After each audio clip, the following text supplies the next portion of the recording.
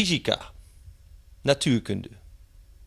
Dat wat beschrijft wat er gebeurt in wat we de realiteit noemen. Techniek, maar ook dingen als atoomsplitsing en zaken als quantum physics. Vandaag gaan we praten met Fred Alan Wolf. Hij heeft allerlei boeken geschreven, waarvan er een aantal in het Nederlands vertaald zijn, waaronder het spirituele universum, kwantumfysica en het bestaan van de ziel. We gaan met hem praten in zijn huis in San Francisco en het gesprek is in het Engels. Welcome, Fred. Thank you. The spiritual universe is not a title that you would find on a book of physics normally. No, that's true. I wrote this book. This is my 8th title. I wrote this book in an attempt to bridge a gap that I thought existed between people that think about things having to do with spirituality and people who are concerned with the physical world, the world of matter and energy. And there hasn't been really an updated modern view of the soul or spiritual questions ever since the time of Kepler, who lived during the 17th century. So I felt that maybe an updated view based upon the physics we know today would be useful to skeptical readers, to people who have strong spiritual beliefs but are still using ancient concepts when they think about their soul or God or anything having to do with that. I thought this might help. People in general think, well, there's the spirituality, there is the religion if you want, and there is the reality matter. And the two of them don't mix. We go to church on Sunday and that's it. Mm-hmm. We feel there is a connection to God, but as far as driving our car, we still have to put gas in it. Yes. Are you saying there is a bridge between mind and matter or spirit and... There is a bridge. The bridge is subtle. It's not as clearly, mind and matter are not at all clearly separated. It's a raging debating issue today, introducing a whole new field that science is beginning to incorporate or attempting to bring into its fold, the study of consciousness. And this encompasses everything from neurophysiologists and biologists all the way down to psychologists and now quantum physicists like myself. There's room for many people to get involved in this field, and it's a very important field. It's probably one of the most important fields of the next millennium. The reason being that we're rapidly approaching a point where the division between the machines we build and ourselves is rapidly vanishing. I'm not just speaking about the use of body parts that are made from new kinds of materials, but I'm actually speaking about new ways that the blind are being taught to see through electronic technical devices, new ways of hearing, possibly even new ways of walking or moving our whole bodies based upon neurological functioning. So we're beginning to integrate neurology or neural functioning and physical material functioning in new ways that we've never thought before. This is opening up all kinds of new problems and also introducing... But also some fear. A short while ago I interviewed Ray Kurzweil, who wrote a book on the spiritual computer, I think, where he says we are going to put our consciousness, our intelligence into a computer. That was like slightly frightful and fearful concept that this human body could be replaced by a computer. It is a frightening concept too, and will probably be for a while until it's done. I think it is going to be done. It's not going to be done like tomorrow. There are many questions we have, but ultimately we if we're going to survive as a consciousness, we'll certainly have to figure out some way to get our consciousness off this planet, because if that means something, because in 7 billion years or less, the sun will be far through its red giant phase, and it'll wipe everything out, all life out. There's a little bit more leeway than the millennium bug that is so close. Still, do you really believe that consciousness or the soul could live without this body?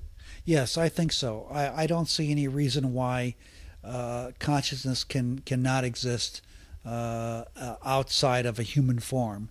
I know, for example, dogs have consciousness. I've observed biological life forms as small as a single cell, and they exhibit consciousness. They may not be the same kinds of consciousness that I exhibit, but I seem to be made up of a multitude of cells anyway, so who's to know or who's to say that my consciousness isn't somehow some kind of emergent property of all these simpler consciousness. But aside from that model, the whole basic notion is that we really don't know what consciousness actually consists of. And we, by attempting these new forms of experimentation, which are helping human beings who can't speak, write, move, talk, to actually begin to take on these activities in ways that they could never have done without some interface with technology.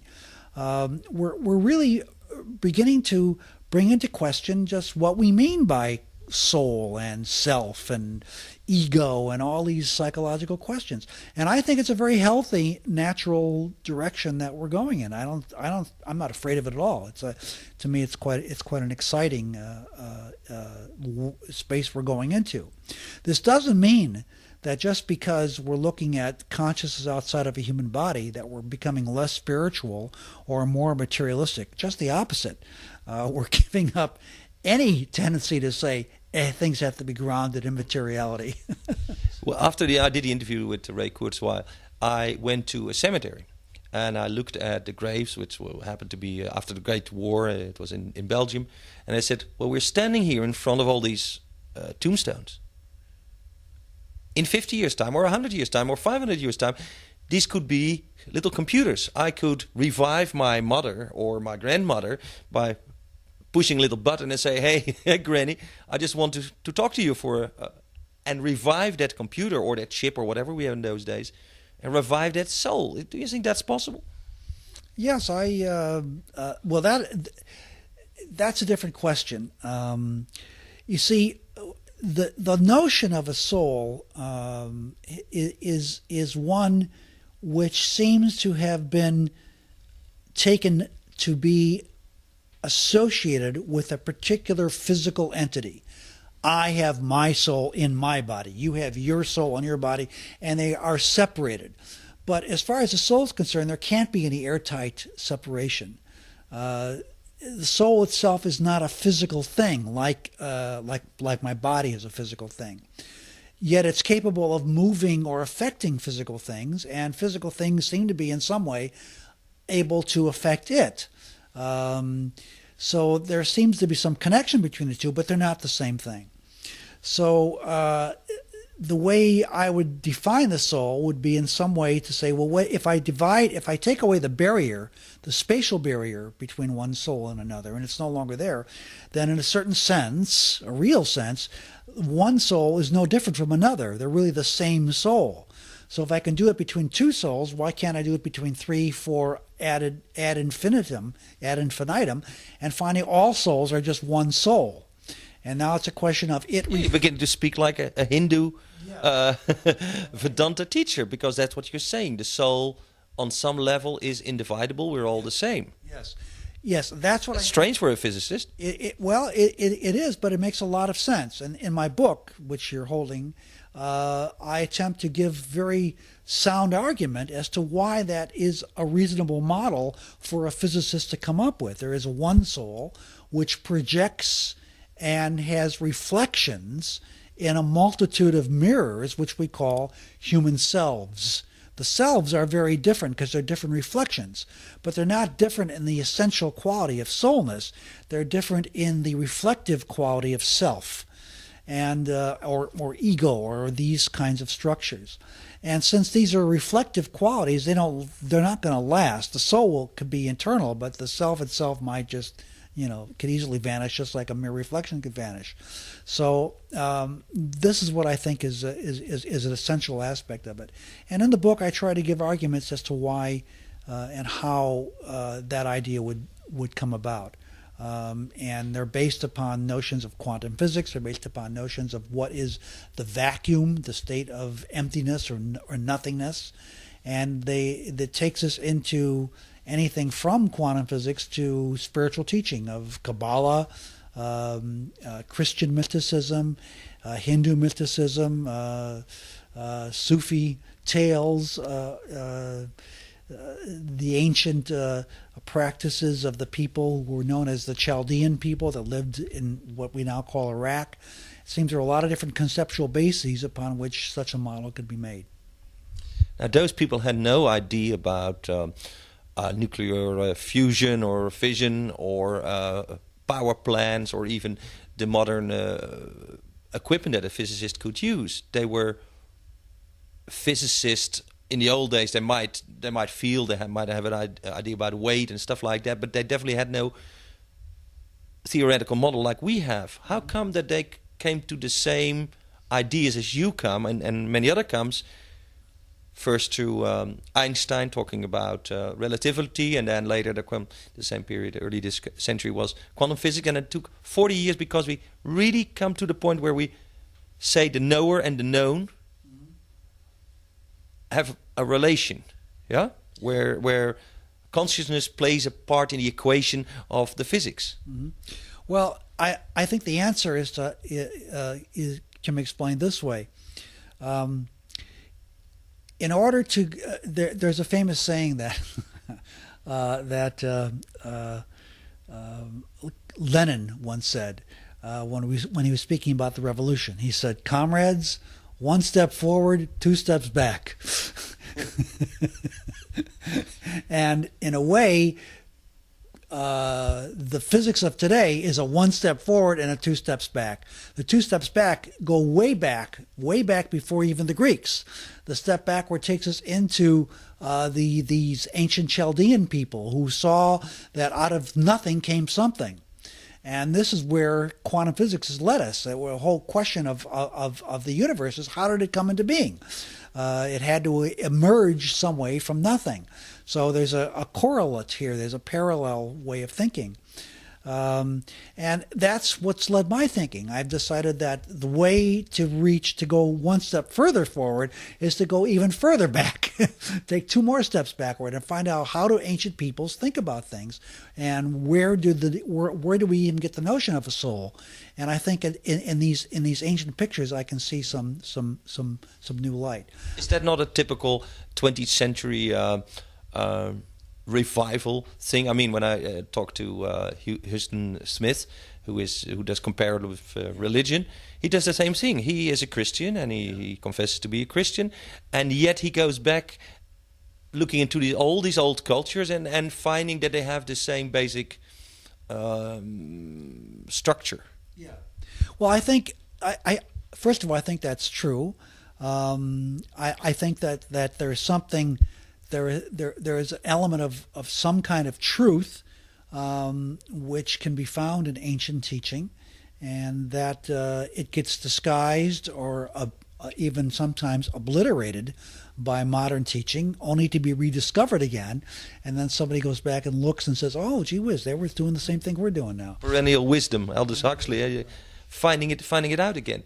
But then a few of the basic questions remain the same and have not been answered. Yes. And as Shakespeare, most of the important ones, in fact, yes. None of the important to be and not to be is one.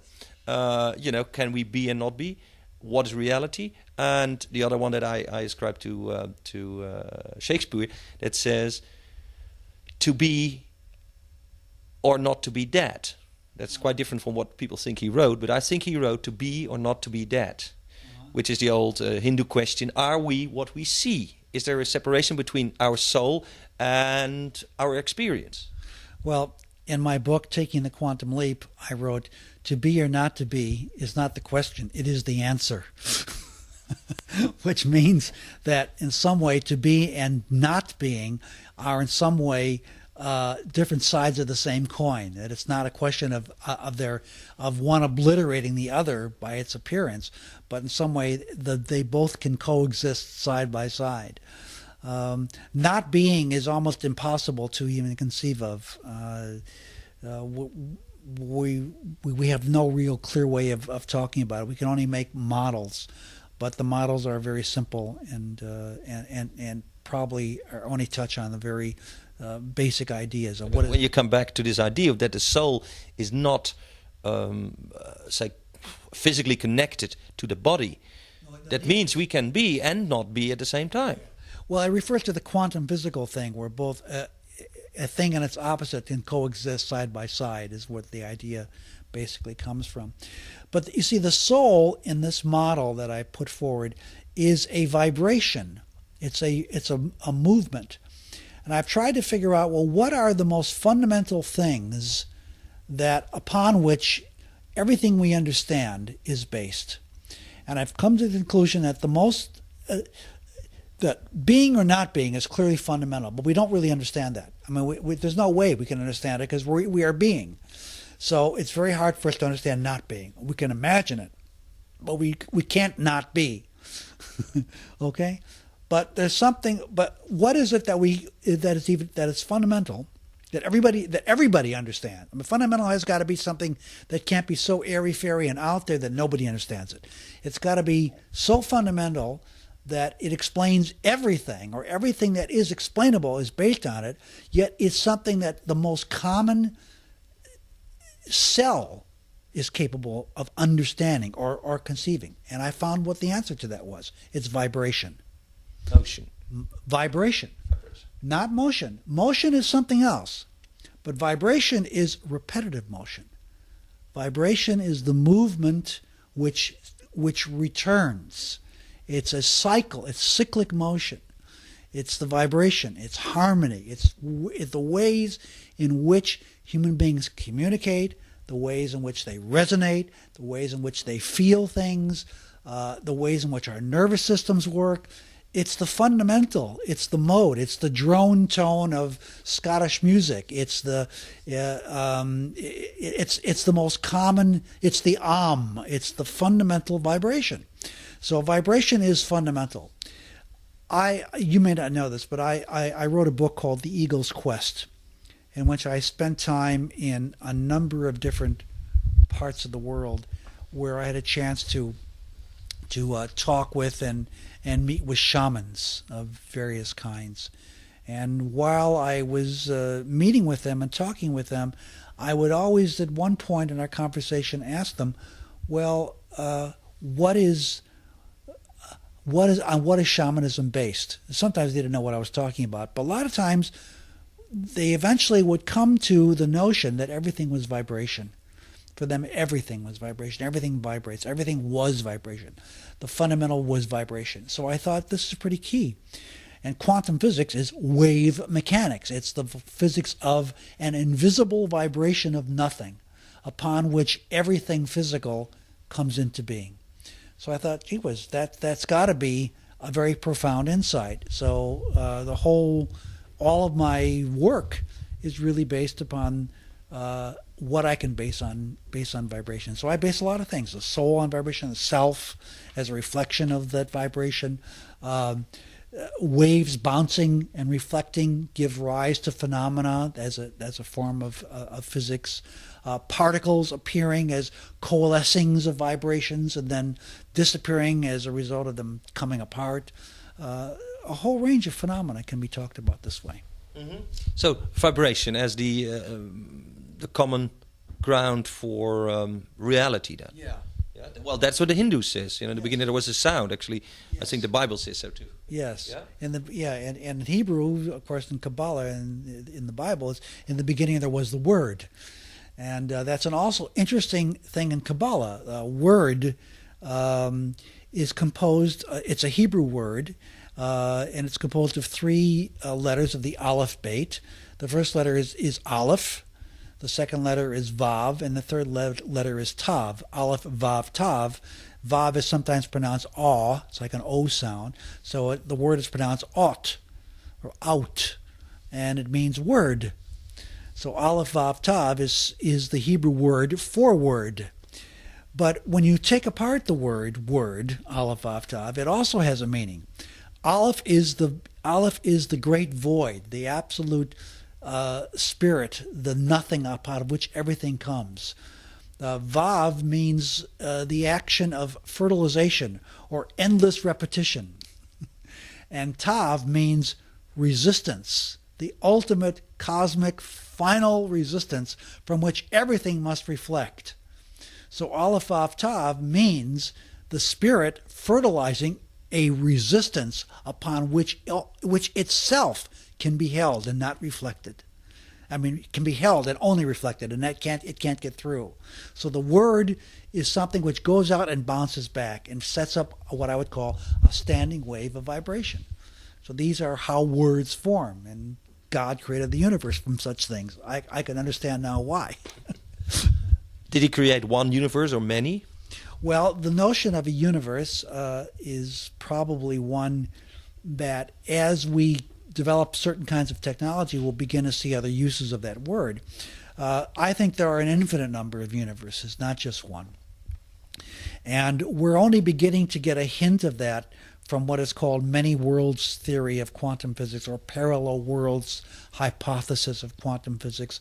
We're beginning to develop a technology called quantum computers, in which we invent or create bits of information which can exist in states which they are both on and off at the same time. They're called qubits.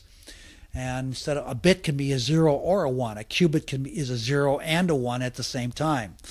And qubits allow us to do calculations of a certain kind in which the result that you would have gotten had the qubit been 0 would be such and such.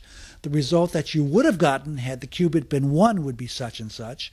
And if you were to try to carry out a calculation in which you needed the answer, whether in one case when it's 0 and in one case when it's 1, you would have to carry out two calculations, one and then the other, either in different computing elements or at different times. In the parallel worlds model, the qubit model, both calculations are carried out simultaneously in the same amount of time, and both answers are present in some computer chip, and you have to take a program then which fetches the answer out, and because it has to fetch out an answer which is itself as a result of a 0 and a 1, it doesn't know the answer. It doesn't just reach in and says, "Oh, that's the answer," because it's in a combination of both answers. So the fetching program will sometimes get the right answer and sometimes get the wrong answer. So quantum computers are going to be right and wrong. They're going to be sometimes wrong. So we have to run check programs on quantum computers in which we teach them how to check themselves, so that when they have the wrong answer, they go back and do it again. In other words, quantum computers are going to be beginning to behave like human beings behave. When they don't do it right, they go back and they do it again. And they do it until they perfect it in such a way that even though a lot of times they make mistakes, they're balancing. You ever watch a person on a balancing board, how they balance? At first, they just fall off. A quantum computer, when you first ask it to fetch the answer and it gets the wrong answer, it literally falls off. But as you tell it as it learns what to do when it gets the wrong answer, as the wrong answer, don't sign off yet. Go back in and redo this again. It balanced itself out. So in other words, a quantum computer is going to begin to behave in an artificially intelligent way, very much like human beings do, as they learn new tasks. It's a whole new world, and they wouldn't work without there being more than one universe. The multiple. We have to assume there are multiple universes. Now, what is the relationship between time and the universe? I mean, if we take the factor time out, who cares? Well, the relationship between, first of all, time itself is not something which even a physicist can explain. I mean, it's something which turns out to be kind of convenient, a tool that we've invented, which is based upon our notion of cycles. We see the sunrise and so forth.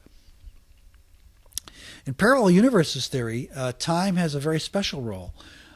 It enables you to construct devices of a new kind, things like time machines. It enables you to go backwards in time in one universe and come back in a different universe with the answer, so to speak. So I think that there will be a new connection. That's not the first time that it's happened. When relativity theory developed, there were these thought models that said, well, if we send you to Venus or very far away, you come back. One guy could be much older than the other, and time would be cheated, so to speak. Yes. So you say with quantum computers you could do that again in a different way. Yes, and it's a whole different use of the notion of time.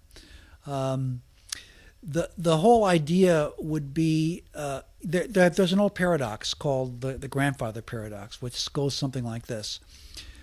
Suppose you could go into a time machine and go back to the past, and then come back to the present moment.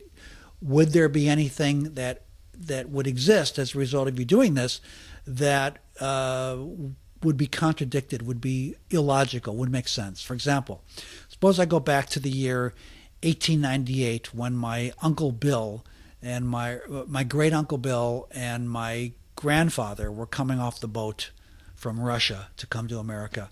And my grandfather hasn't even met my grandmother yet. I walk up to him and I shoot him.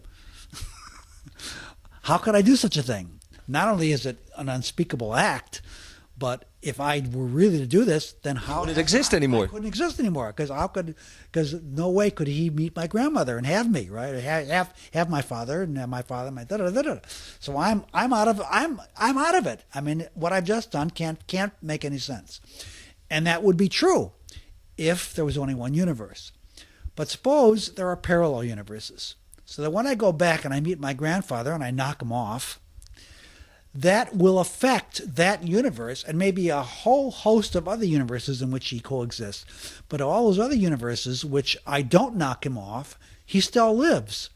So I would then immediately have to have become a product of the universes in which he was not knocked off by me in order for me to come into existence. And there could be an infinite number of those as well. It doesn't mean when I come back into this universe after doing this that I haven't changed in some way. Because in some sense, I'm a confluence of all the possible universes that my grandfather could have lived in. And if I kill him in any one of those universes, it will have an effect on me right now. I might be a little bit quirky. I might feel guilty. I might have some feeling of unexplainable guilt. I might feel that some unexplainable desire to help people who in need of something. Who knows what effect it'll have on me now?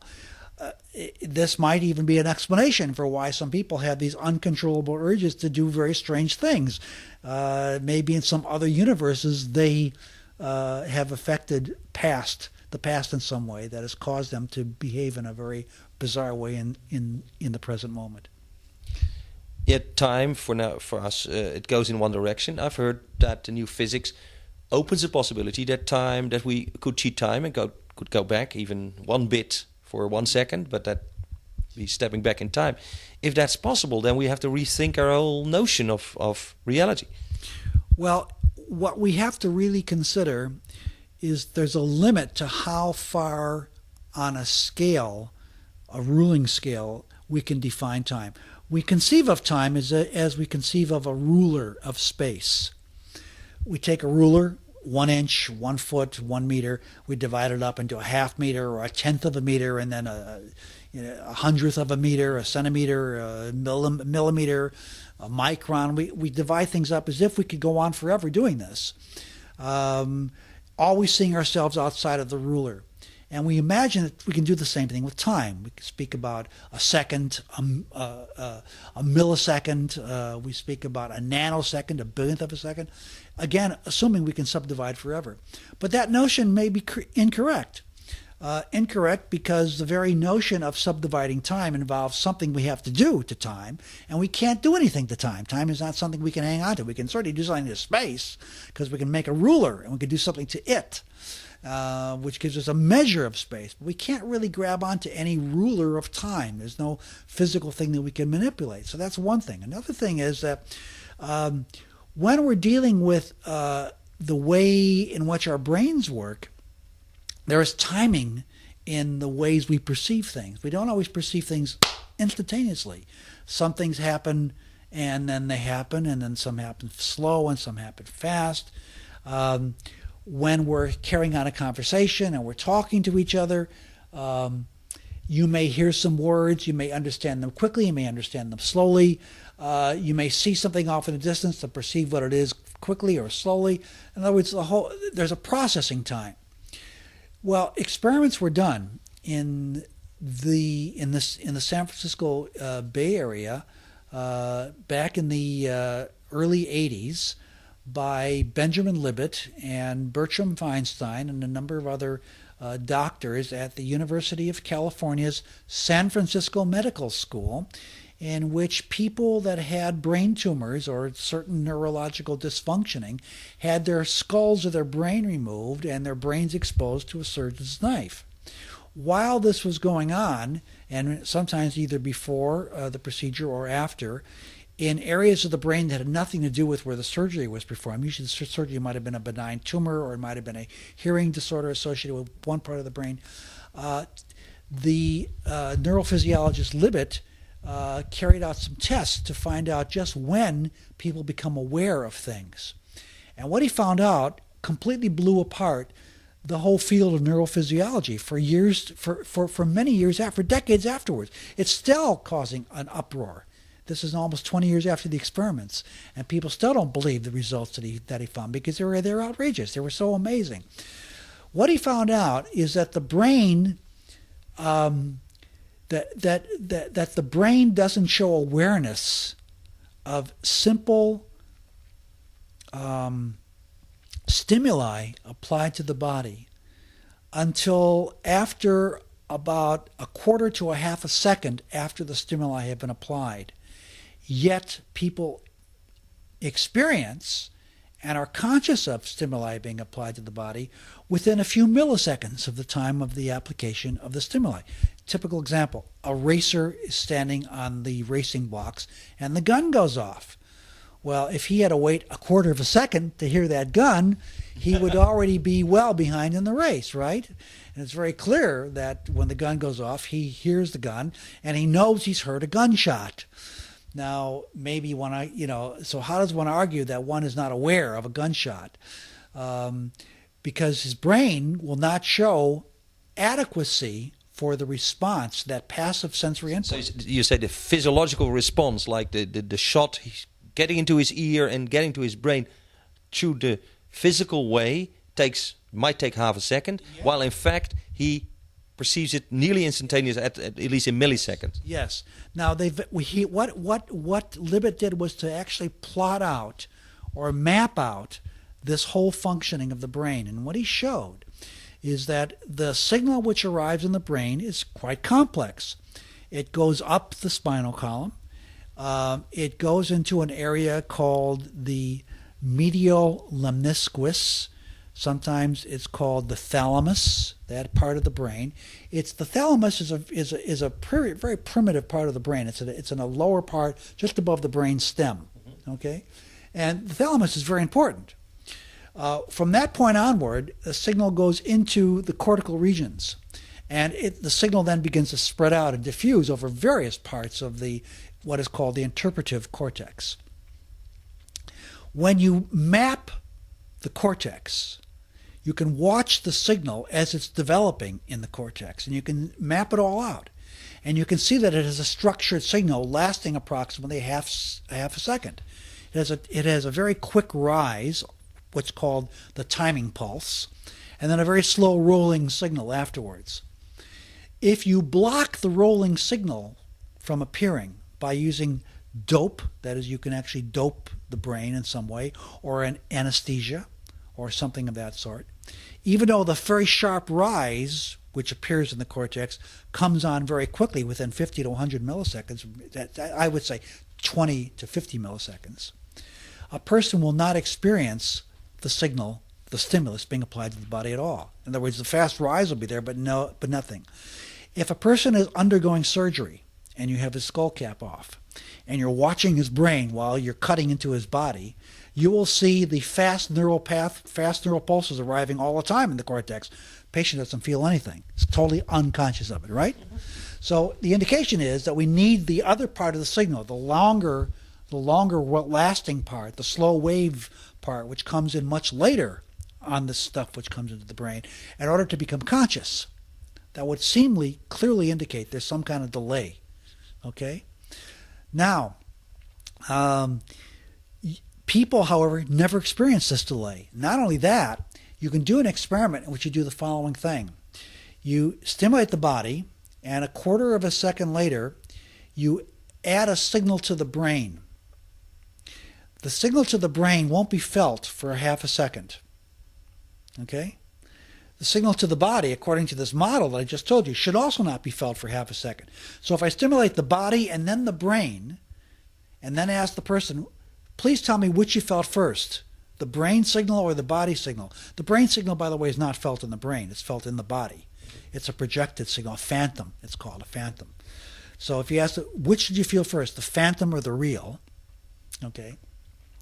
Even though I stimulate the real, a quarter of a second later I stimulate the phantom, I say to you, which came first, real or phantom? Remember, real first, then phantom. Everybody. So what does this mean? It means that time in the brain... I've got this reversed. Let me change this around. I stimulate the phantom first, and then the real. Okay? And then I say, what do you feel? Yeah. And the person always feels the real before the phantom. So this would indicate that the real is being felt before the phantom comes on in the brain. So how could this happen? Because the slow rolling wave hasn't even had a chance to develop. There's only one answer, and that's a model that I've developed, which says there's some kind of backwards through time projection from when the brain actually integrates the signal to the time in which to when it's actually felt. But you're saying that the process of data to information, or data to reaction, or data to awareness is different from what we thought it is. Absolutely. Not only is it different, but it also explains some aspects of our own evolution. It indicates that, first of all, we have a psychic functioning brain. We're all psychics then? We're all psychics. In other words, we know what's going to happen. We don't respond to what's happening now. We're constantly anticipating what's going to be happening next. So our response is based upon our perception of what's going to be happening next. And what's going to be happening next... Wait, you're saying we create in our mind the future, the immediate future? No, we don't have to create it. A stimulus arrives right now. A quarter of a second later, your brain will fully understand what that signal was. It sends a message back in time to the right now, so that right now you have the information. So you know what to deal with.